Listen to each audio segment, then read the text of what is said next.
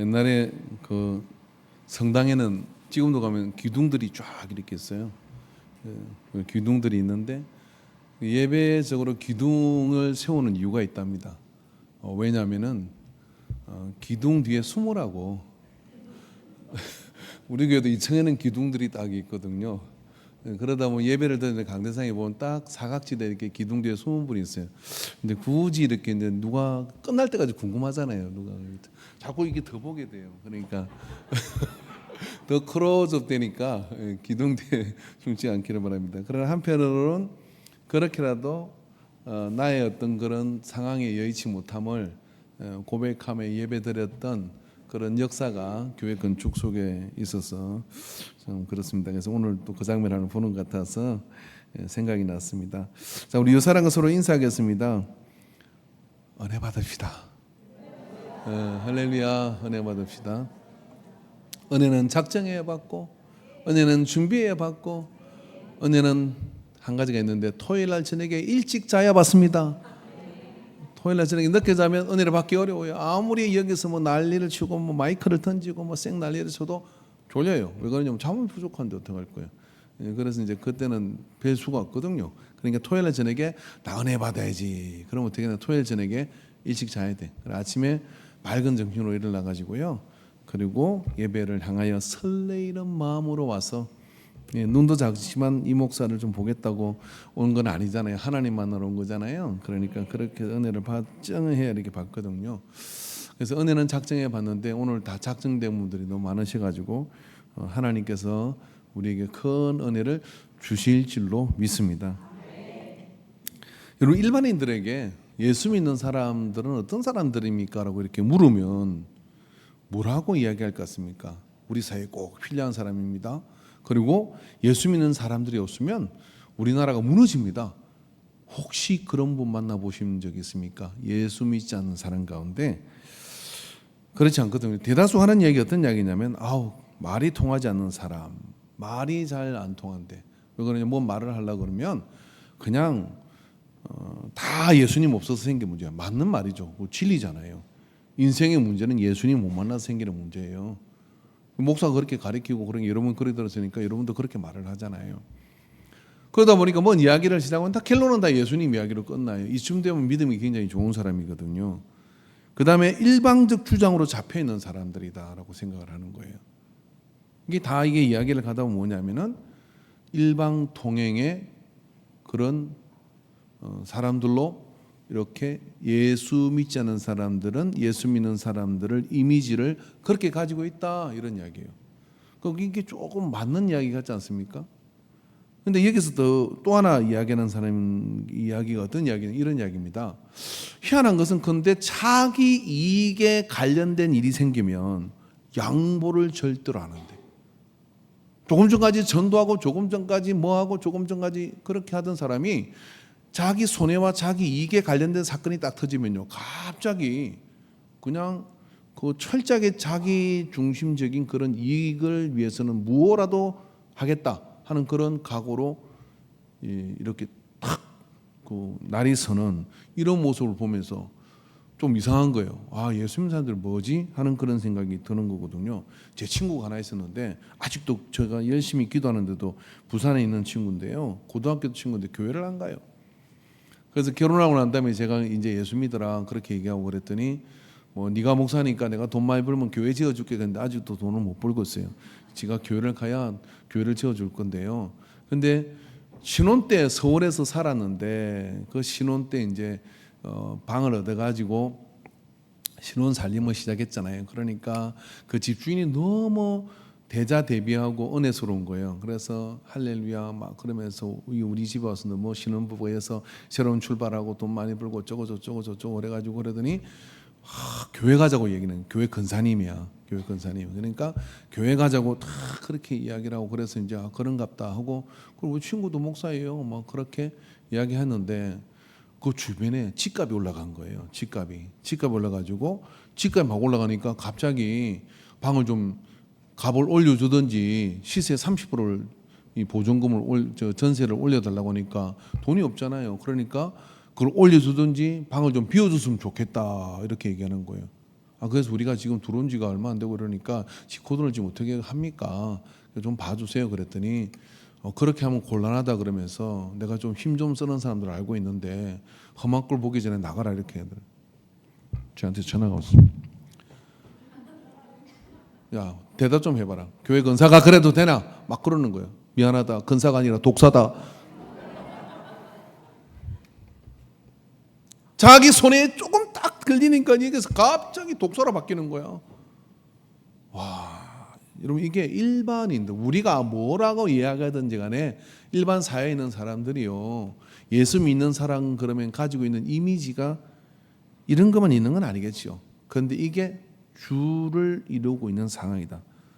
그런 상황에서 전도가 되겠습니까? 그런 상황에서 무슨 일이 일어나고 있는 것이고, 덕이 오늘 본문에서 보면은 이렇게 얘기합니다.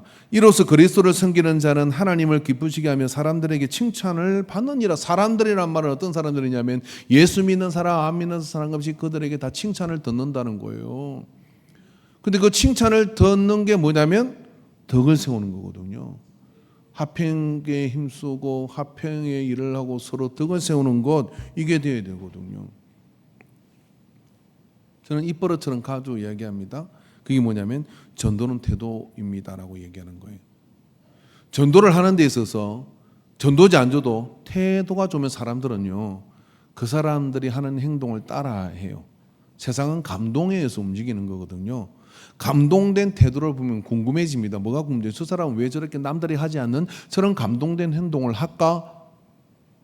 그런데 어느 날 보니까 성경을 끼고 교회를 가요. 예수 믿는 사람이구나. 그리고 어떡합니까?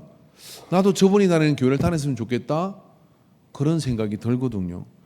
여러분, 좋은 인성과 태도는 영성입니다. 좋은 인성과 태도는 영성입니다. 좋은 인성과 태도가 안 되는 상황의 영성은 가짜입니다. 근데 흥미로운 것은요, 제가 조금 나이가 들고 목회를 하다 보니까 뭐 이래저래 외국 목사님들도 만나고 또 기독교 역사도 공부하고 해보면요, 전 세계 대다수의 미국부터 시작해서 모든 교회들은 좋은 인성과 태도가 영성이라고 하는 것을 일반인도 인정을 해요. 그래서 거기에 미국에 들어갈 때 목사라고 하는 신분을 가지고 들어가면 그게 모든 것에 있어서 신뢰하는 구석이 있는 거예요. 제가 이 아이패드를 미국에서 사면요, 이건 세금 하나도 안 붙어요. 연말이 되면 돈 내고 사면은 연말에 목사님들한테는 이걸 다 돌려줍니다. 왜 그러냐면 이 사람들은 사회적으로 좋은 일을 하는 사람들이기 때문에 세금을 떼면 안 된다는 거예요.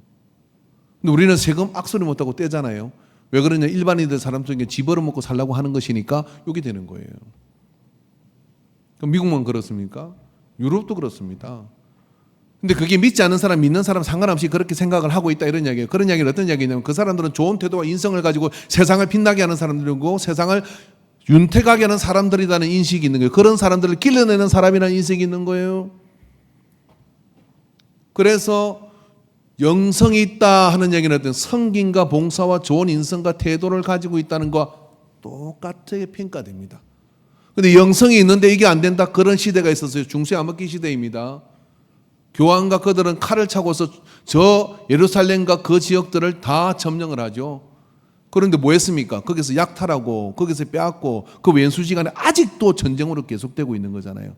뭘로 쳐버리냐면요, 돈 앞에 황금 앞에 인성과 좋은 태도를 깡그리 십자가의 이름으로 뭉거뜨린 거예요. 그러니까 이 아픔이 끝나지가 않는 겁니다. 오른쪽 발밑에는 왼쪽을 내밀어라. 이건 네가 은혜를 받았느냐 그랬으면은 거기에 상응하는 그 태도로 그 인성으로 대라 하는 이야기거든요. 근데 그게 상식화되어 있습니다. 그런데 우리는 이상하게 목소리에 힘이 들어가고 무슨 은혜를 받았다 그러면은 갑자기 그죠? 작두 타는 무당처럼 설치된다 이 말이죠. 그래가지고 그게 목이 들어가서 너 그러면 저주받아 그런 소리나 해야 되고, 그게 어디 영성이 있습니까? 그게 좋은 태도가 있습니까? 그런 해놓되면 안 되는 겁니다. 지극히 은혜를 받은 사람은요, 성김과 발을 닦는 자리로 내려오고 내려오는 거죠. 예수님이 제자들의 발을 딛고 이유가 여기 있는 겁니다. 마지막 졸업 가문이 그것이었어요. 하늘의 세계도 보여주고 귀신도 쫓아내는 능력도 둘씩 짝쳐서 경험하게 만들고 그랬을 때 뭐라 그럽니까? 주여 우리가 가서 외치니까 귀신이 나갔습니다. 그러니까 귀신 떨어진 걸 가지고 그렇게 좋아하지 마라. 하늘의 생명책이 네 이름에 기록된 것으로 너는 기뻐해야 될 것이다. 그러며 인성과 좋은 태도에서 끝도 없이 강조하다가 하다 이제 안 되니까 예수님께서는 종이 하시는 그 중요한 성만찬을 하는 그 식탁의 자리에서 수군을 허리에 차고 제자들 발을 하나씩 닦아나기 시작합니다. 베드로는 내 발을 닦으실 수 없습니다. 이것은 하찮은 하인들이 하는 일입니다. 그러면 나와 무관하다 라고 그렇게 선을 걷습니다. 이거 안 되면 너 안 돼. 이거 안 되면 좋은 태도, 전 인성을 가지고 그렇게 발을 닦을 수 없고 섬길 수 없다면 옳다, 내가 선생이다. 선생인데도 발을 닦으니 너희도 서로 그리하라. 그거 안 되면 영성 없는 거다라고 땅땅땅 결론 지어주셨어요. 그래서요, 우리는 어찌든지 덕을 세우는 일에 의식을 가져야 된다 이거죠. 이런 복음은 선한 것인데 그 복음이 비방을 받고 있지는 않는지 우리는 우리 자신을 통해서 생각을 해야 됩니다. 로마서 14장 16절에 그러므로 너희의 선한 것이 비방을 받지 않게 하라. 복음은 선한 것이고 예수님은 아름다운 것이고 교회도 선한 것이고 그리고 예배도 너무나 아름답고 선한 것입니다.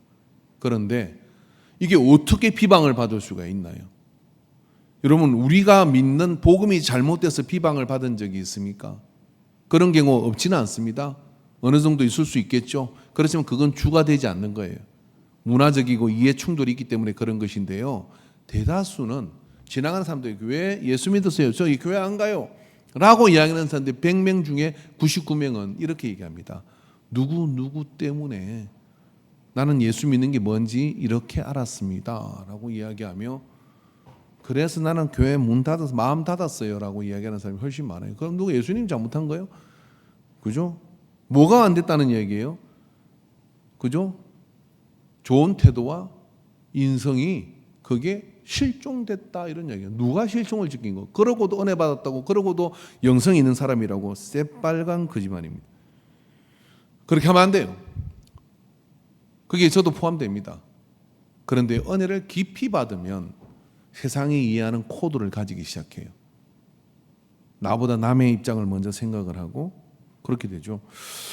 자, 오늘 본문의 말씀을 보면 여기 뭐라고 얘기했냐면 그리스도를 섬기는 자라고 이야기합니다. 그리스도를 섬기는 자 안에 성도, 제자, 사명자 다 들어갑니다. 전도사, 목사 다 들어가요. 그런 사람들은 어떻게 되느냐면은 이렇게 된다고 얘기합니다. 그리스도를 섬기는 자는 하나님을 기쁘시게 하며 우리가 하나님을 어떻게 기뻐할까요? 우리 예배를 잘 드리면 하나님을 기쁘게 하는 거잖아요. 근데 예수님께서 구약 성경에 보면 하나님께서는요, 내 마당만 밟는 자들, 너희들이 드리는 그 기름진 수양의 제물 때문에 내가 구역질이 난다.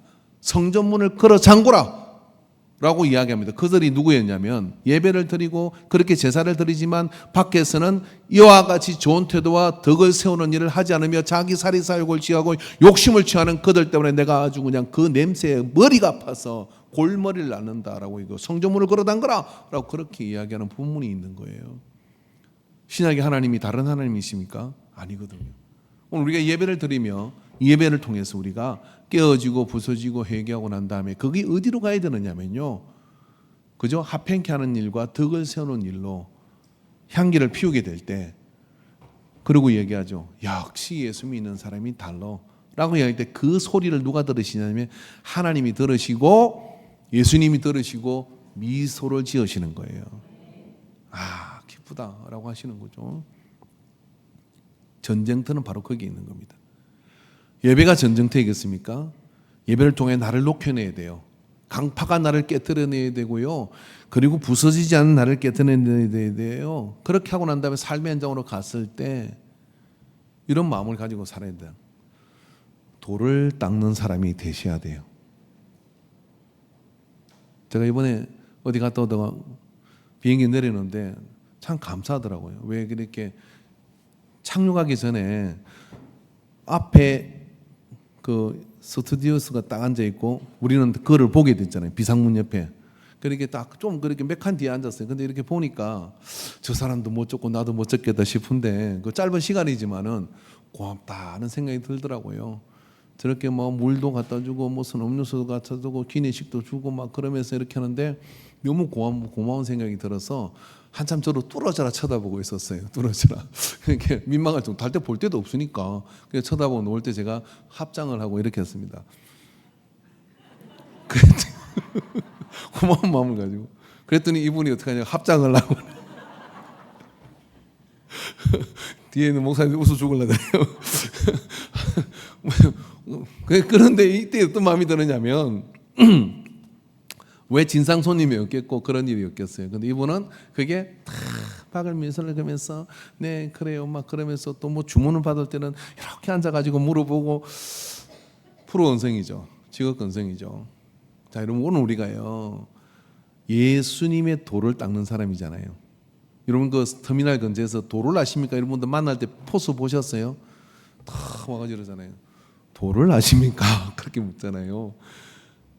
여러분 우리가 그런 거를 흉내낼 건 아니지만 적어도 내 마음속에 우리에게 오는 짜증 섞인 상황, 불편한 상황, 내가 화를 내도 되는 상황이 주어졌을 때 이렇게 한번 생각하면 좀 낫더라고요. 어떻게 하면 되느냐면 나는 예수님의 도를 닦는 사람이다. 그래서 이것도 내가 넘어서야 하리. 그러면 속으로 할렐루야 하고 그걸로 잘 안 되거든요. 아버지 그렇게 한번 하세요. 아버지. 예. 집회하다가 어떤 강원교회 그분 이름 배 목사님 집회하다가 이렇게 말을 이해 못하고 그러면 답답하니 아버지 그래요. 오늘 다 받더라고요. 그러니까요. 그러니까 그런 것처럼 그런 마음을 가지고 도를 닦는다는 심정을 가지고 왜 좋은 태도와 합행케 하는 일과 덕을 세우는 일을 힘써야 되는 것은 우리 모든 그리스도인들이 해야 될 일이거든요. 그럴 때 하나님이 기뻐하십니다. 사실 우리에게 가장 힘든 것은요 선교 현장에 십자가를 지는 것 기회가 좀 지어야 되겠죠. 그러나 일상에 계속 반복되는 상황 속에 내가 합행케 하는 것 덕을 세우는 일은 왼수가 내 집안에 있다 그러잖아요. 그런 것은 거기에서 합행케 하는 것 덕을 세우는 일이 또 만만치 않게 힘든데 순교적 각오를 가지면 이길 수 있습니다. 그렇게 해야 어떻게 되느냐면요 예? 하나님을 기쁘게 할 뿐만 아니라 좋은 일에 열매를 심고 거둘 수 있는 역사들이 나타나는 거예요. 합행케 하는 것 덕을 세우는 일은 힘을 써야 됩니다. 그냥 되어지는 게 아니라고 이야기합니다. 그것에 힘을 써라 하는 이야기예요. 누구나 짜증스럽고 힘들고 그 인성이 확 나올 때가 있죠. 그런데 내가 아직 수양이 덜 됐구나 생각하고 다시 한번 다스리고 그러면서 믿음을 가져갈 때 빛이 되고 소금이 되는 역사가 나타나거든요. 여러분 성경에 보면 이것을 직접적으로 바울이 설명한 부분이 빌립보서 2장 1절에서 5절의 말씀입니다. 여기 이렇게 설명을 합니다. 말씀을 같이 한번 천천히 읽어봅시다. 그러므로 그리스도 안에 무슨 권면이나 사랑이 무슨 위로나 성령의 무슨 교제나 긍휼이나 자비가 있거든 마음을 갖춰요 같은 사랑을 가지고 뜻을 합하며 한 마음을 품어 아무 일에든지 다툼이나 허용으로 하지 말고 오직 겸손한 마음으로 각각 자기보다 남을 낮게 여기고 각각 자기의 일을 돌아볼 뿐더러 또한 각각 다른 사람들의 일을 돌아보아 나의 기쁨을 충만하게 하라. 너희 안에 이 마음을 품으라. 곧 그리스도 예수의 마음이니. 자, 여러분 그리스도 예수의 마음이 어떤 거라고 설명하는 거냐면 예수님의 계시를 팍팍 알고 말씀을 팍팍 알고 이런 거 설명한 게 없어요. 그게 아니라 어떤 거냐면 공동체 안에서 사회적 공동체, 교회적 공동체 안에서 이러한 상황을 이루어 갈 수 있는 사람. 구류가 이 말씀을 보면 이런 거죠. 무슨 권면이나 사랑이 무슨 위로나 성령이 무슨 교제나 긍휼이나 자비가 있거든 마음을 같이 하라는 거예요. 첫째 마음을 같이 하는 거. 사랑을 가지고 뜻을 합하며 한 마음을 품어라.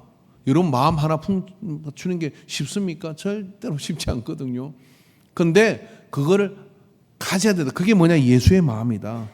아무 일이든지 짜증나는 일이나 뭐나 그런 것이 다툼이나 허용을 하지 말고 다툼이나 허용을 하지 않는데 어떻게 했어요? 누가 여기 뭐 간장을 확 들어봤어요. 그죠? 그러면 짠 걸 딱 먹었어. 그러면 어떨까요? 누가 소금을 분 거야? 지난주 뭐 할 이야기는 아닌데 잡채가 짜더라고요. 그래서 물부도 짜고 집에 가서 먹는데도 짜. 그래서 요즘 여름이라 우리 다 연기가 부족하잖아요. 그래서 특별히 배려를 했구나. 참 신령한 분이 그 잡채 간을 본 것 같아. 그죠? 그래서 누군가는 난 몰라요. 모르는데 그냥 시험 들지 마시고 나는 그렇게 생각했다 이런 말이 나는. 그래서 얼마나 땀을 많이 흘려. 그러니까 약간 그때는 간간하게 먹어줘야 되거든요. 근데 그런 거를 다 그렇게 그냥 이해를 하는 차원에서 그렇게 해서 어떻게 합니까? 예? 격려를 하고 그렇게 하는 거예요. 그리고 오직 겸손한 마음으로 각각 자기보다 남을 낮게라는 이야기는 높게, 더 귀하게, 더 잘하는 거로 귀중한 사람이다 하는 걸 여기고 각각 자기 일을 돌볼 뿐 아니라 남한테 자꾸 맡기지 말고 자기 일을 돌보고 그리고 또한 각각 다른 사람의 일을 돌아봐. 좀 더 내가 배려해서 더 해주고 그래서 나의 기쁨 이게 뭐예요? 하나님의 기쁨이고 주님의 기쁨이고 바울의 기쁨이고 그런 기쁨이 충만하게 해라. 이게 왜 그렇게 해야 되느냐면 너희 안에 이 마음을 품으라 곧 그리스도 예수의 마음이 그런 거다 이런 이야기예요. 그래서 여러분 좋은 인성과 태도는 영성이라니까요. 우리가 예수님 단계 삶의 목적이잖아요. 우리 그 나사렛 교인들은요 그리스도를 닮아가는 제자를 세우는 거거든요. 그럼 그리스도 닮아가는 제자를 세운다는 건 예수님의 마음을 가진 사람을 세우는 건데 예수님의 마음을 가진 게 바울은 이런 거라는 거예요. 힘쓰고 애써서 나보다 다른 사람은 존중하고 그래서 은혜를 받았는데 물 떠다둘 줄은 모르고 은혜를 받았는데 섬길 줄 모르고 은혜를 받을 때 뭔가 내가 그런 것들을 배려할 줄 모르고 내가 누군데 그런 거를 이렇게 생각했으면 은혜 못 받은 거죠. 그 예수님하고 별로 상관이 없는 거예요. 은혜를 받았으면 어떻게 되냐 어디에 있든지 간에 그냥 섬김의 자세가 깊으면 깊을수록 더 나오는 게 정상적이다 이런 이야기입니다. 제가 책에 이걸 보고 참고하려고 하다가 그대로 읽어주는 게 좋겠다 싶어서 책에서 발췌한 건데 톰 홀랜드라는 분이 이런 책에 이걸 썼더라고요. 기독교인은 자신의 권리를 위해 애쓰는 것이 아니라 연합, 즉 하나님을 위해 애쓰야 한다. 이는 곧 불확실함과 타인의 두려움을 포용하며 타인이 그리스도 안에 성숙하는 것을 소망하는 것이다. 우리는 성령이 아닌 자신의 선입견으로 동기부여되었으면서도 그리스도를 섬기고 있다고 착각하기 너무 쉽다. 하나님의 뜻을 행한다고 외치면서 그리스도의 이름을 불명예스럽게 하는 끔찍한 경우가 얼마나 잦은가. 타인을 섬기고자 하는 마음에서 그리스도를 섬긴다면 우리는 하나님께 기쁨을 드리며 동시에 타인의 인정과 칭찬도 받을 수 있을 것이다. 아멘 안 하셔도 괜찮아요. 저는 굉장히 감동스럽게 들었는데요. 그 이야기 무슨 이야기냐면 자기가 확신하는 것을 가지고 일방통행하지 말아야 되는 이야기예요. 성령이 내게 주신 음성을 따라서 그 섬김과 봉사의 자리로 나가게 될 때 외인들도 칭찬하고 그리고 존경한다. 그럴 때 그가 다니는 하나님에 대해서 믿는 하나님에 대해서 예수님에 대해서 알고 싶어지게 되는 것이요. 여러분 화평과 덕을 세우는 것이 어떤 것이겠습니까? 저는 몇 주에 걸쳐서 이제 덕을 세움에 대한 이야기를 좀 하려고 합니다. 다음 주도 이 덕에 대한 이야기를 성령님께서 주시면 좀 더 할까 하는 거예요. 덕을 세우는 게 이런 거더라고요. 나보다 타인의 입장을 먼저 고려하는 것. 나보다 타인의 입장을 먼저 한번 생각해 보는 거예요. 그러면 굉장히 이해할 수 있는 폭이 많아져요. 굉장히 이해할 수 있는 폭이 많거든요. 타인과의 다양한 차이를 이해하지 않고서 우리는 화평과 서로 덕을 세우는 일에 도구가 될 수 없다는 거예요. 화평과 덕을 세우는 일에 힘쓰라고 했는데 그렇게 하기 위해서는 반드시 사람의 문화가 다르고 사람의 생각이 다르고 오늘 하루도 교회까지 오는 가정의 경험이 다 다른데 그게 어떻게 서로 만났을 때 이해가 되겠습니까? 근데 그 사람에 대한 어떤 배려와 그런 이해를 먼저 궁금해하고 그 상황에 대해서 타인의 상황에서 이해하려고 하는 진지한 노력이 있을 때 어떻게 되냐면 화평하고 덕을 세우는 일을 할 수가 있다 이런 이야기예요. 이걸 잘 아는 분이 계셔서 그분이 누구냐면 다윗이거든요. 이 다윗이 참 이걸 참 잘해. 한 사건이 있는데 어떤 사건이냐면 사무엘하 23장 13절에서 16절에 또 32명 중 세 사람이 곡식 벨 때 아둘람 굴에 내려가 다윗에게 나아갔는데 그때 블레셋 사람의 한 무리가 러바임 골짜기에 진쳤더라. 그때 다윗은 산성에 있고 그때 블레셋 사람의 요새는 베들레헴에 있는지라. 다윗이 소원하여 이르되 베들레헴 성문 곁 우물물을 누가 내게 마시게 할까 하며, 이 무슨 말이겠어요 이게요?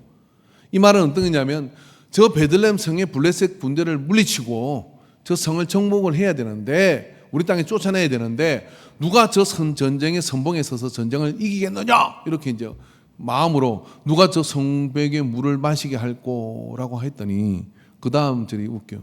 뭐가 웃기냐면 세용사가, 원래 힘 좀 쓰는 분들은 약간 이게 인지능이 떨어질 수도 있어요. 말씀 띄워보십시오. 저 얼굴 안 띄워도 괜찮아요.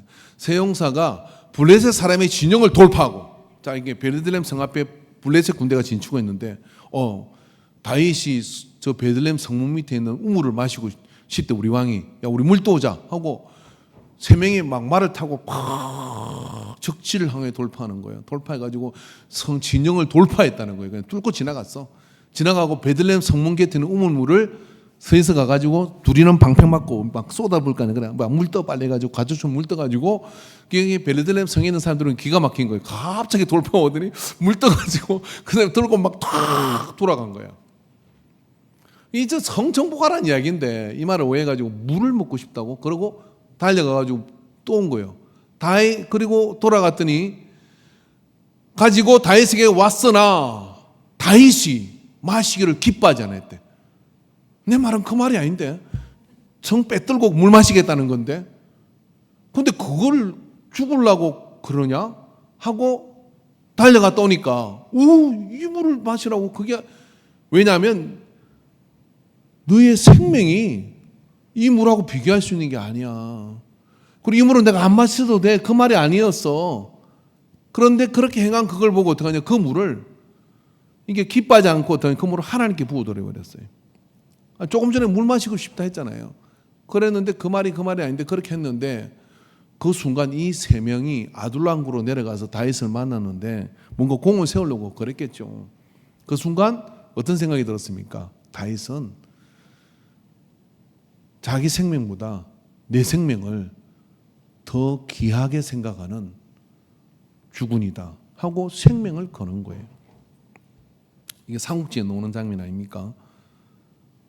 삼국지를 제가 똑바로 안 읽어가지고요. 그거 뭐 창 잘 쓰는 여포인가요? 누가 있잖아요. 적지로 막 가. 누구는 유비의 아들을 구하러 가요. 그래서 유비의 아들을 탁 조조군에서 구해가지고 오는 거예요. 그 장면에 보면 유비가 그 아이를 우물에 빠뜨려 죽이려고 합니다. 내 아이가 뭐라고 너의 생명을 걸고 거기를 갔다 오냐 그러고 그 순간에 이제 또 맹장을 얻게 되는 거죠. 장비, 유비 간호가 있는데 유비가 별로 잘하는 게 없잖아요. 근데 뭐예요? 덕장이에요. 덕장. 덕이 있어요. 그러니까 지혜로 따지면 제갈공을 당할 사람이 없고 용명을 따지면 장비를 당할 사람이 없고 문무를 겸비한 실력을 따지면 간호를 당할 사람이 없는데 모두가 어떻게 되느냐면 유비 앞에 무릎을 꿇고 머리를 조아리는 거예요. 왜냐? 덕을 가진 자이거든요. 그래서 이 덕은 사람의 마음을 얻는 겁니다. 자, 여러분 오늘 우리가요 예수님 위에 제자들의 발을 닦였어요. 덕을 가진 사람이 결국은 복음을 전할 수가 있는 거고 세상의 마음을 얻어서 그들을 예수님 앞으로 인도해야 되고 전도를 해야 되는데 우리가 가진 영성이라는 것은 반드시 좋은 태도와 인성이 동반되어야 됩니다.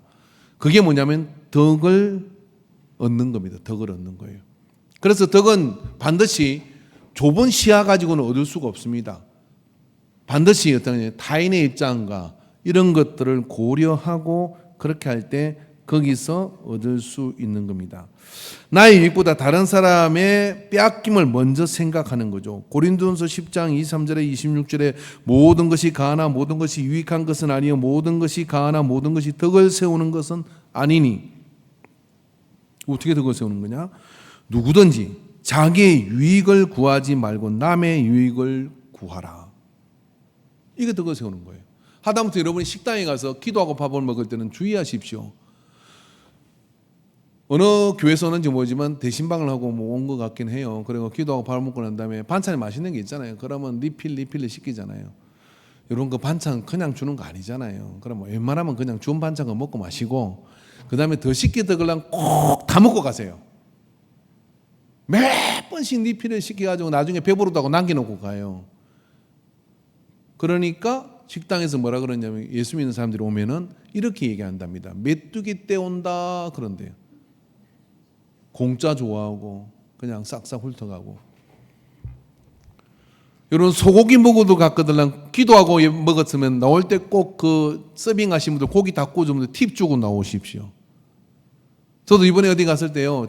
누가 그 말을 하더라고요. 그래서 목사님들은 쭉 가는데 나오다가 다시 들어가서 택시 타고 가세요 하고 팁을 줬습니다. 그거 안 받아요? 좋아하죠. 그죠? 그분이 아마 일기장에서 목사한테 팁 보다 보면 처음이다. 저 용돈 많이 주세요. 팁 많이 주고 다녀야 돼요. 사회적으로 통념되는 행세들을 안 해요. 그리고 기도를 하고 그렇게 신앙이라고 이야기합니다. 덕이 되지 않습니다. 덕이 되지 않습니다. 덕을 세우는 것은 쉬운 일이 아닙니다. 그렇지만 해야 합니다. 다른 사람의 유익을 구하라 이런 이야기예요. 다른 사람의 유익을. 장사하는 얼마나 힘드실까. 뭐 그런 거를 생각하면서 너무 정성스럽게 준비했다면 좀 포장해서 가져가서 한 번 더 끓여 먹어도 되잖아요. 저는요 추가로 시킨 건 반드시 다 먹고 나옵니다. 그래서 같이 갔는데 누가 추가로 시키면 내가 묻고 싶어요. 당신 다 먹을 거야? 이렇게 묻고 싶어요. 근데 제가 먹을 용의가 되니까 그냥 냅두는 거예요. 그래서 제가 다 먹습니다. 다. 그래 살쪘어요. 덕을 세우려고. 그래 저는 배 나온 게 인격이라고 생각을 합니다. 배 나온 분들이요 힘내세요. 여러분의 인격입니다. 남기는 게 아까워서 정성스럽게 준비했는데 어떻게 그걸 남겨? 다 먹어야지. 여러분 문제를 통해서 공동체에 어떤 영향을 끼치게 될 것인지를 생각하는 것, 이것이 덕의 기본입니다. 그래서 우리가 어떤 상황이 주어졌을 때 그걸로 해서 이게 나한테는 정의인데 그런데 이게 정의보다 더한 하나님의 은혜를 그리고 어떤 교회의 어떤 그런 것들을 저는 그런 것들을 감내하며 품고 온 사람들이 이 땅에 교회들을 위해 지켜온 것일 거예요. 그리고 그렇게 감내하게 가슴에 이렇게 묻은 것들을 통해서 주님은 그걸 기억하시고 어떻게 하느냐면 내가 너를 안다라고 이야기하시고 그 상급을 주신 거라고 믿습니다. 이게 여러분 보니까 생명의 멸류관이더라고요. 교회를 때문에 그걸 참아내고 핍박을 견뎌내고 그런 것들을 가슴에 묻어매간 것들에게는 분들에게는 뭐냐 하늘에서 생명의 멸류관을 씌워주신다는 거예요. 그렇게 나아갈 때 어떻게 되겠어요? 세상도 그런 사람들을 통해서 깊은 감동을 받게 되는 거죠. 제가 최근에 목전심후라는 단어를 책을 읽다가 봤어요.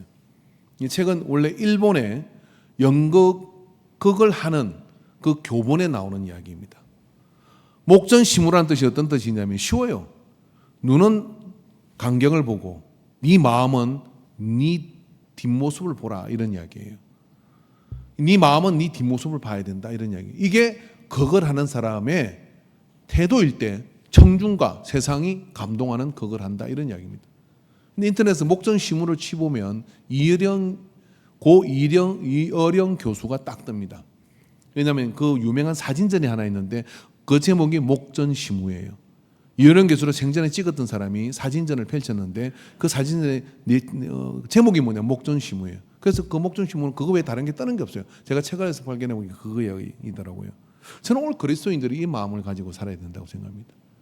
내가 전도를 하고 내가 복음을 전하고 내가 설교를 할 때 한쪽에서는 내 마음은 나를 보면서 그리고 그 마음에서부터 보는 것을 아우러서 여기 지금 이 말을 듣고 있는 사람과 그리고 그런 상황에 처해 있는 사람을 헤아려 보고자 하는 그 마음, 그리고 나는 그게 어떤 위치에 있는지를 생각해 보게 하는 그 감각, 이거를 영어로 표현하면 뭐냐면 메타인지라 그래요. 메타인지.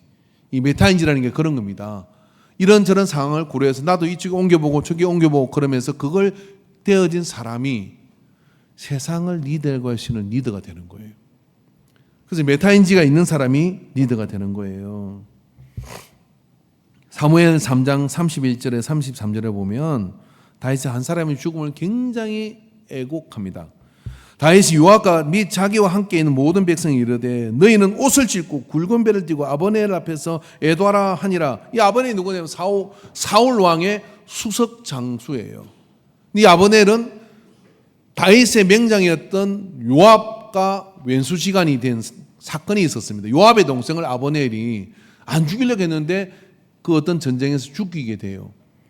그래서 요압은 평생에 이 아버넬을 살려둘 수가 없어. 그런데 아버넬이 이제 사울이 죽고 난 다음에 사울을 따르던 모든 사람들 아우러 리더가 된 거예요. 그 리더가 된 것을 가지고 다윗을 찾아와서 이제 우리가 당신 밑으로 들어가겠습니다 하고 그렇게 했어요. 다윗은 아버넬이 굉장히 용맹하고 지략도 있고 그런 뛰어난 장수이기 때문에 놓치기 싫은 사람이었습니다. 그래서 좋은 시간을 보내고 돌아가는데 이 이야기를 요압이 듣고 돌아가가지고 그래? 그런 일이 있어서 가고 아버넬을 할 말이 있다고 불러가지고 죽여버려요.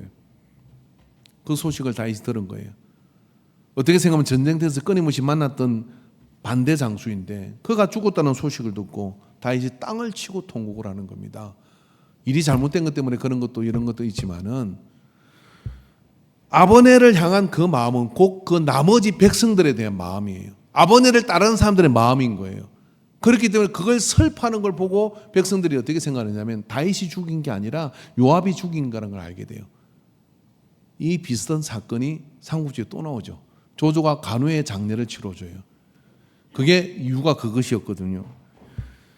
그렇게 다윗은 한 그런 사람이었던 겁니다. 아버넬의 입장에서 그 모든 것들 그래서 그렇게 하면 안 돼. 백성의 입장에서 그 모든 것을 아우르면서 이렇게 아우러 가려고 했을 때 통일 왕국의 왕으로서 충분한 당신의 자격을 인정받은 겁니다. 여러분 사람은 변하고 성장해 가는 거라고 생각합니다. 예수 믿으셨습니까? 우리는 그리스도를 닮는 사람, 그리스도를 따르는 사람, 그리스도를 섬기는 사람입니다.